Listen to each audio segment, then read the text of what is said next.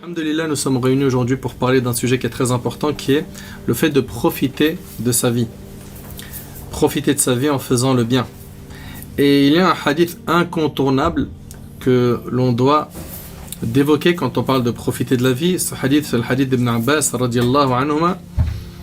Ce hadith où le prophète sallallahu alayhi wa sallam, il nous dit: tire bénéfice, profite de 5 choses avant 5 choses. Ta vie avant ta mort, ta santé avant ta maladie, ton temps libre avant ton occupation, avant ton activité, ta jeunesse avant ta vieillesse et ta richesse avant ta pauvreté. Et c'est rapporté par l'imam al-Hakim. Ce hadith-là, il est très très important et j'aimerais attirer votre attention sur une chose. À chaque fois que l'on entend Qala Allah Azza wa Jal, Allah Azza wa Jal a dit, ou le prophète sallallahu alayhi wa sallam a dit, il faut garder en tête que ce qui arrive comme information, c'est important. Et c'est pour notre bien. Et nous, en tant que musulmans, nos sources, comme vous le savez, sont Al-Qur'an, le livre d'Allah, la sunna du prophète, alayhi salatu wassalam. Et donc, quand il y a un verset qui s'adresse à nous, on doit être attentif. Quand il y a un hadith du prophète, sallam, pareil, on doit être attentif et garder en tête que ce qui vient comme information, ça sera pour mon bien. Bi'idhnillahi azza wa jal. C'est un conseil plein de valeurs et un rappel englobant beaucoup de sagesse de la part du prophète, sallam. Vous savez que le prophète sallam, il était quoi? Compatissant et miséricordieux envers les croyants. Et combien on a besoin de ces rappels, de nous rappeler le but de notre existence. Pourquoi est-ce que nous sommes sur terre? Nous sommes sur terre, ahbab al-karam, pour concrétiser l'unicité d'Allah subhanahu wa ta'ala, pour adorer Allah tabarak wa ta'ala comme il le veut lui, azza wa jal. Et il nous a envoyé un modèle qui est Rasulullah sallallahu alayhi wa sallam, qui est le meilleur homme qu'Allah subhanahu wa ta'ala a créé, notre modèle qui nous a tout enseigné, sallallahu alayhi wa sallam, et qui nous a expliqué comment nous rapprocher d'Allah subhanahu wa ta'ala, comment gagner la félicité et comment s'écarter du châtiment de l'enfer, wa la'iyadu billah, qu'Allah nous en protège. On voit les jours passer, les années s'écouler, et les bagages qu'on est en train de charger pour le jour du jugement, ils se remplissent. La question que je me pose et que je pose également à ceux qui nous écoutent, c'est: qu'est-ce qu'on a mis dans ce bagage? Avec quoi est-ce qu'on va rencontrer Allah subhanahu wa ta'ala? Est-ce que le jour du jugement, on va rencontrer Allah avec des tonnes de hasanat, au point où on sera même surpris de leur nombre? Ou est-ce que le jour du jugement, ça va être un jour difficile pour nous, un jour plein de regrets? Allah tabarak wa ta'ala, il nous dit dans le Coran que la personne, elle dira, celle qui a mal agi, elle dira: Seigneur, si seulement tu m'accordais un court délai. Lawla akhartani ila ajalin qarib. Pourquoi? Fa asaddaq wa akum min as-salihin. Je ferai l'aumône, écoutez bien, et serai parmi les gens de bien. Regardez ce que la personne souhaite au moment de sa mort. C'est faire l'aumône, dépenser, et donc se détacher du matériel, se détacher de la dunya, se détacher de l'argent, qui aujourd'hui en a rendu plus d'un aveugle, et je ferai partie des gens du bien. Mais subhanallah, il faut que tu attendes ce moment pour souhaiter être parmi les gens de bien. Pourquoi ne pas prendre une ferme résolution dès maintenant et de se dire: je veux faire partie des gens du bien dès maintenant? Et comme Ibn Kathir rahimahullah a dit: Man aasha ala shay mata alayh. Celui qui vit sur une chose, il vit sur la piété, il mourra sur la piété. La piété, c'est-à-dire, c'est quoi la piété? C'est faire ce qui est obligatoire et délaisser ce qui est interdit. Celui qui vit sur la piété mourra sur la piété et il sera ressuscité le jour du jugement sur celle-ci. Et celui qui vit sur le péché, la désobéissance, la transgression, la rébellion, il est probable, il est possible qu'il ait une mauvaise fin. Et la fin de la personne, c'est un indicateur de comment était sa vie. Vous savez, la fin de la personne, le prophète sallallahu alayhi wa sallam dit: Innamal a'mal bil khawatim, les actions ne valent que par leur fin. Un bon indicateur pour toi, c'est ta fin. Que la personne, elle a une bonne fin. As'Allah subhanahu wa ta'ala an yuhsin khatimatana. J'implore Allah qu'il nous accorde à tous et à toutes une bonne fin. Mais ce que les gens oublient, c'est qu'Allah subhanahu wa ta'ala, il dira à la personne qui dira: je veux revenir sur terre, je veux un délai. Allah, il lui dira: Kalla, ce n'est pas possible. Le prophète alayhi salatu wassalam, a donc conseillé à la communauté musulmane d'utiliser notre vie à bon escient avant notre mort. Car la vie est un capital. La vie, c'est un cadeau de la part d'Allah subhanahu wa ta'ala. Et chaque jour, tu te dois de construire pour l'au-delà. Chaque jour, ça doit être une mission que tu as dans ta tête. C'est, ok, aujourd'hui, j'ai fait ça comme bonne action. J'aimerais en rajouter. J'aimerais, avant de mourir, avoir parrainé beaucoup d'orphelins. Avoir, bien évidemment, vous savez, parrainer des orphelins, faire des aumônes, qiyam layl, Coran. Là, ici, on parle de quoi? D'actes surrogatoires. Moi, pourquoi je vais directement sur les actes surrogatoires? Parce que je parle à des gens qui, pour moi, l'obligatoire, il est déjà soudé. C'est-à-dire, pour moi, c'est un acquis. Quelqu'un fasse les 5 prières, on parle de quelque chose. Normalement, à l'âge de 10 ans, ça y est, t'es déjà sur les rails de la salat. Donc, vous voyez bien que je ne m'attarde pas sur la zakat. Chaque musulman, il est censé payer la zakat. Après, ce qui est triste, c'est qu'il y a encore beaucoup de musulmans qui ignorent comment la sortir. Le jeûne du Ramadan, généralement, vous connaissez les règles. La prière, la faire correctement. Le hajj également. Donc, n'oubliez pas qu'Allah subhanahu wa ta'ala, il aime les actes obligatoires plus que les actes surrogatoires. Et si tu veux faire ce qu'Allah aime le plus, soude l'obligatoire. Puis, fais du surrogatoire. Une invocation. Je pense que tout le monde la connaît. Dua ou l'istayqadh. Qu'est-ce qu'on dit? Alhamdulillah, alladhi ahyana. Ba'dama amatana wa ilayhi nushur. Louange à Allah qui nous a fait revivre après nous avoir fait mourir. Et vers lui est le retour. C'est rapporté par le Bukhari. Subhanallah. Le sommeil, c'est une petite mort. Et Allah subhanahu wa ta'ala, il t'accorde ce cadeau le matin de pouvoir être en vie. Le matin, tu te réveilles, tout fonctionne dans ton corps, Allah malak alhamd. Fait le prophète sallam, il remercie Allah. Cette journée peut permettre à l'homme de revenir vers Allah, d'être généreux, de se repentir, de se rapprocher d'Allah. Le prophète alayhi salatu wassalam, a dit: le meilleur d'entre vous est celui dont la vie s'est allongée et dont les actions se sont perfectionnées. Rapporté par Tirmidhi. Est-ce qu'on est de cela? Faisons chacun d'entre nous un bilan aujourd'hui de notre vie. Si je meurs tout de suite, si l'ange de la mort vient prendre mon âme aujourd'hui à minuit, si l'ange de la mort vient prendre mon âme au Fajr prochain, est-ce que ce que j'ai comme bagage est assez suffisant pour rencontrer mon Seigneur? Ou est-ce que c'est trop fragile? Et si c'est trop fragile, est-ce que j'en ai conscience ou pas? Et si j'en ai conscience, jusqu'à quand je vais continuer comme ça à vivre en étant insouciant, loin d'Allah, à l'abri de son stratagème Azza wa Jal? La vie, elle passe très très vite. Et chacun d'entre nous se doit de faire les comptes avec sa propre personne comme un commerçant il fait ses comptes avec ses associés. Chaque jour, voilà, on a gagné temps, on a perdu temps. Pourquoi on a perdu? Est-ce qu'on aurait pu mieux faire, etc., etc. Chacun d'entre nous, avant de dormir, il y a un bilan à faire. Un bilan. Est-ce que ma vie actuellement, elle satisfait Allah subhanahu wa ta'ala? Est-ce que ce que je fais de manière générale, en secret et en public, c'est ce qui va m'attirer la satisfaction d'Allah, sa miséricorde, des récompenses, ou plutôt l'inverse? Et à nous d'être intelligents, Allah yabarik fikum. Là, ce qui joue, c'est grand, c'est une éternité au paradis. Et on n'a pas le droit de se louper sur ça. Ça doit être pour nous un one-shot. Vous connaissez one-shot? Un one-shot, c'est-à-dire, j'arrive le jour du jugement, je suis revêtu rapidement, je n'attends pas 50 000 ans comme certains. Ok? Le temps, il est réduit pour moi. Je suis sous l'ombre du trône d'Allah tabaraka wa ta'ala. Je bois du bassin du prophète alayhi salatu wassalam. Le prophète il intercède pour moi. Mon jugement, il est facilité. Mon livre, il m'est remis de la main droite. Je traverse le pont du Sirat rapidement. Mais pour tout ça, vous croyez que ça c'est sans effort, sans rien? Subhanallah.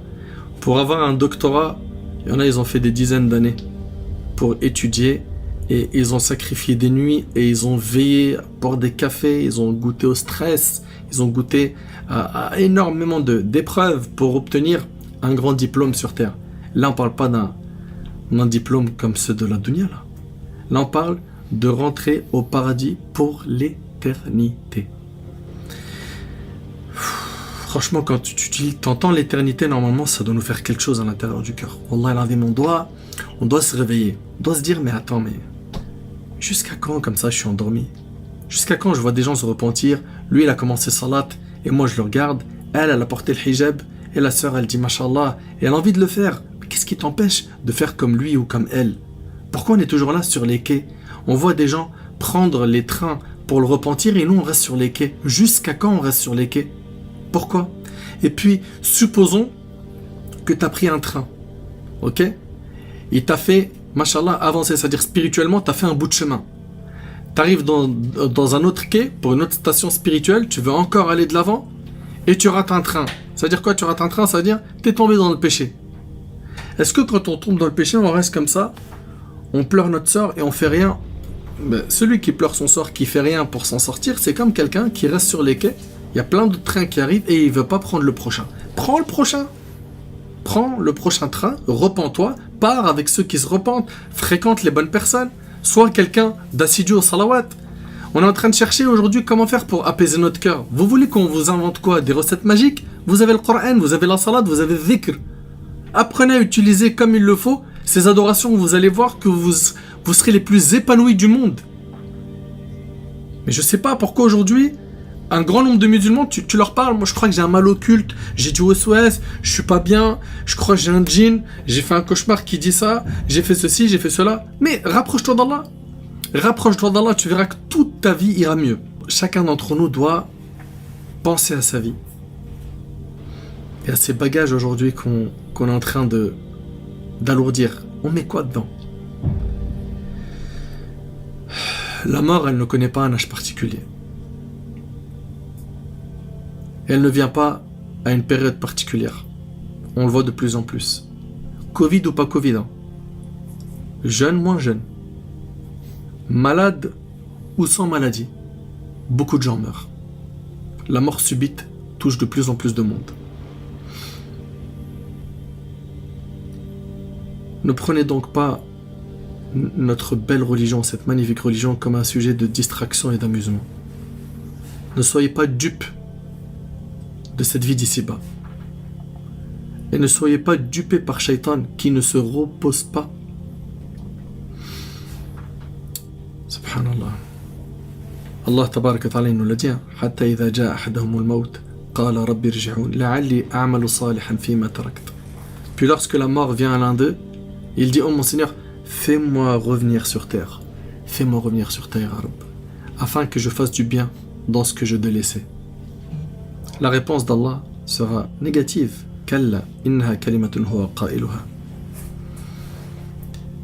Allah subhanahu wa ta'ala, il nous met en garde contre le fait de se distraire de cette vie d'ici-bas et d'oublier l'au-delà. Ô vous qui avez cru que vos biens et vos enfants ne vous distraient pas du rappel d'Allah. Et quiconque fait cela, alors ceux-là seront les perdants. Vous entendez ce qu'il dit Allah subhanahu wa ta'ala? Ainsi toute personne négligente de ses devoirs regrettera au moment de son agonie. L'agonie, c'est les derniers instants de ta vie. C'est quand tu es mourant. Ces moments-là, ils seront douloureux pour celui qui n'a pas assuré. Et il demandera un délai, mais ça sera trop tard. Allah tabaraka wa ta'ala dit wa anzirhum yawm al-hasra, et avertis-les du jour du regret. Donc la vie, il va falloir que on la reprenne en main sérieusement et qu'on soit des gens équilibrés. Ça veut dire quoi? Ça veut dire qu'il ne nous est pas demandé de rester H24 dans la mosquée, de ne pas travailler, de ne pas s'occuper de son foyer, de ne pas s'occuper de sa femme et ses enfants, etc., de nos responsabilités. Absolument pas. L'islam, c'est l'équilibre. L'islam te prend de là où tu es pour t'amener vers le meilleur. L'islam, c'est l'épanouissement. Taha ma anzalna alayka al-Qur'ana litashqa. Allah Ta'ala dit, Taha, nous n'avons point fait descendre sur toi le Coran pour que tu sois malheureux. L'objectif de notre religion, c'est qu'on puisse goûter au bonheur dans cette vie avant de goûter à celui de l'au-delà. Et le paradis terrestre, c'est l'iman billah azza wa jal. C'est la foi en Allah subhanahu wa ta'ala. Quiconque n'a pas goûté à ce paradis n'a rien connu comme plaisir dans cette vie. Parce que tout plaisir dans cette vie, il est éphémère. Et il est toujours incomplet, toujours manquant. N'importe quel plaisir ici sur terre, il a toujours quelque chose qui manque. Le iman billah, la foi en Allah. Deuxième recommandation pour aller vite, la santé. La santé et le temps libre. La santé et le temps libre. Le prophète sallallahu nous a dit quoi? Il nous a dit profite de ta vie avant ta mort, de ta santé avant ta maladie, de ton temps libre avant ton activité. Et le prophète sallallahu a dit dans le hadith très connu rapporté par l'imam al-Bukhari, il a dit Ni'matan maghbounun fihima kathirun minan nas, as-sihha wal faragh. Il a dit il y a deux bienfaits dont beaucoup de gens ne les apprécient pas à leur juste valeur. C'est quoi? Deux bienfaits qui ne sont pas appréciés à leur juste valeur, la santé et le temps libre. La santé est une couronne posée sur la tête de ces biens portants que seuls les malades voient. Et le temps libre est un trésor pour qui le détient, chose que ne voient que les personnes débordées d'activité. La santé. Tous les matins, Allahumma lakal hamd, tu vas bien. Tu marches, tu manges, tu bois. Hein, l'humain, il est souvent là à rechercher ce qu'il n'a pas et à rarement remercier pour ce qu'il a déjà. Ça, c'est pas un bon comportement avec Allah tabaraka wa ta'ala. Subhanallah. Nos ancêtres, rahimahumullah, ils ont connu la valeur du temps. Et combien sont nombreux nos ancêtres qui ne perdaient pas leur temps. Vous lisez leur biographie, vous vous étonnez. Wallahi al-azim, vous vous étonnez. J'ai tellement d'histoires, mais c'est juste pour écourter, que je vous inviterai, Inch'Allah, à lire comment nos pieux prédécesseurs utilisaient leur temps. Vous allez voir. Et si on pouvait l'acheter, le temps libre, on l'achèterait. Et quand j'entends des gens dire j'ai du temps à mourir, je sais pas quoi faire, je m'ennuie, je galère, viens, on tue le temps. T'as pas un plan pour tuer le temps? Tu fais quoi là? Ah, t'as vu, on fout rien, on est là. Hein. Mon cerveau il explose quand j'entends ces paroles. Je me dis mais comment ils font? Profite donc de ta santé et utilise ta santé pour jeûner, pour te rapprocher d'Allah, des jeûnes surrogatoires. Utilise ta santé pour faire des prières surrogatoires, des prières de nuit. Utilise ta santé pour aller à la mosquée. Utilise ta santé pour voyager, aller étudier chez des savants, ou te rendre dans des écoles, des instituts, des madrasas où tu peux étudier. Utilise ta santé pour visiter les malades. Utilise ta santé pour faire salatul rahim. Utilise ta santé pour faire le bien. Et ça, tu le retrouveras le jour du jugement. Tu seras heureux. C'est la meilleure chose que tu puisses faire avec ta santé. C'est de profiter de cette ni'ma qui est sahha et d'en être reconnaissant par al-amal, par l'action. Car on est reconnaissant envers Allah par trois choses. Par le cœur, c'est-à-dire on reconnaît que tous les bienfaits viennent de lui, par la langue en remerciant Allah, et par les membres. Par quoi? Par le fait de faire des bonnes actions avec les membres de notre corps. Donc on a dit le temps libre et la santé. Également, Ahbab al-Kiram, le prophète alayhi salatu wassalam, il nous parle de la jeunesse avant qu'on soit touché par la vieillesse. T'arrives à imaginer un peu que le jour du jugement, le prophète sallam dans le hadith d'Abi Barza qui a rapporté par Tirmidhi, il dit que le fils d'Adam ne fera pas un pas le jour du jugement sans qu'il soit questionné sur quelque chose, parmi elles, sa jeunesse, comment il l'a passée. Et dans le hadith aussi, profite de ta jeunesse avant ta vieillesse. C'est une question que tu vas avoir le jour du jugement.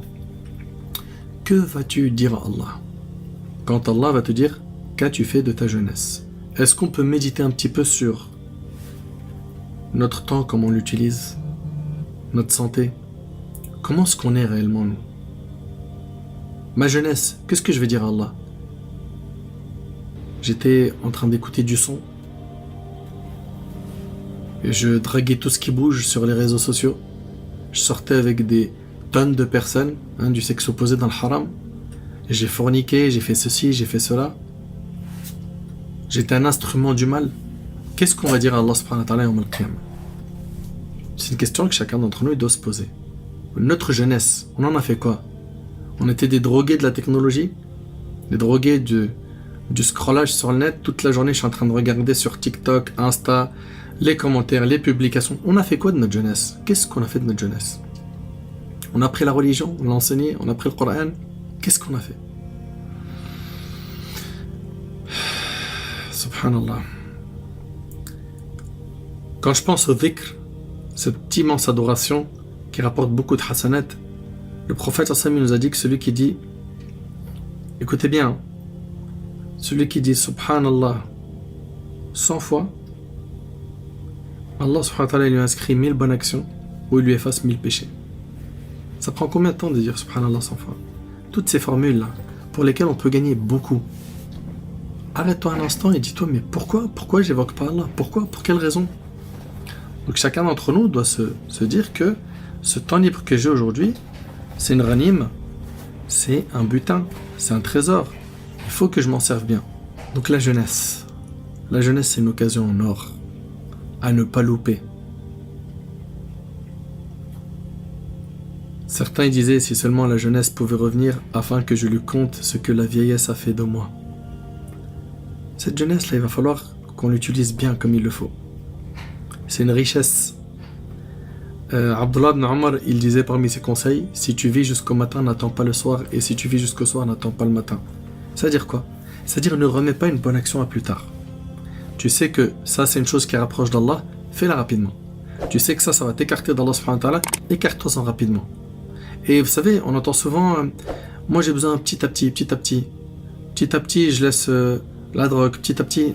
Quand il s'agit des choses interdites, Allah barik fikum, mettez une croix dessus, avec une volonté ferme, et demandez à Allah, Allah vous aidera. Allah vous facilitera, bi'idhnillah azza wa jal. Profite de ta vie avant ta mort, ta santé avant ta maladie, ton temps libre avant ton occupation, ta jeunesse avant ta vieillesse et ta richesse avant la pauvreté. Il est possible qu'Allah tabaraka wa ta'ala t'ait ouvert la porte de la dunya, l'argent. Et il est possible que quelque temps après, il t'éprouve par la pauvreté. Pendant ce laps de temps où Allah il t'avait donné de l'argent, est-ce que tu as donné haqq Allah azza wa jal, le droit d'Allah, la zakat? Est-ce que tu as dépensé cet argent dans... Déjà avant ça, est-ce que tu l'as gagné dans le halal? Est-ce que tu l'as dépensé dans le halal? Est-ce que tu as fait des aumônes? Est-ce que tu as aidé les gens avec ton argent? Est-ce que tu en as tiré profit? Tirer profit, ça veut dire tu l'as investi dans ce qui va t'aider yawm al-qiyamah. T'as le droit bien évidemment de te faire plaisir, de manger des bons plats, etc. Ok? Bien sûr avec modération. Et tant que tu franchis pas les lignes rouges de notre religion. Mais cet argent qu'Allah tabaraka ta'ala t'a accordé à un moment donné de ta vie, ou il va peut-être l'accorder dans un futur proche. Il y en a, on les entend. Moi, si j'ai de l'argent, je vais construire des mosquées, je vais faire ceci, je vais faire cela, je vais. Puis Allah, il leur ouvre d'un seul coup la porte de l'argent. Parfait. Qu'Allah, il te rajoute. Ok. Et après? Maintenant, t'en fais quoi? C'est quoi tes objectifs? Toujours les mêmes? Ah, c'est plus les mêmes, c'est pas pareil. Tu vas investir dans un business, je comprends. Mais à chaque fois que tu avances dans ta vie, surtout financièrement, apprends à casser la tirelire et à vraiment faire un bon creux dans ton compte pour Allah, et sache que derrière Allah il va te rajouter. Parce que tu es en train de commercer avec le riche par excellence, Allah tabaraka wa ta'ala.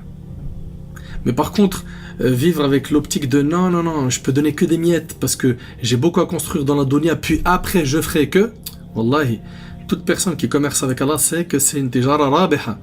Il va gagner à 1000%. C'est un investissement fructueux à 1 000 000%. Allah tabaraka wa ta'ala, il nous l'a dit dans le Coran.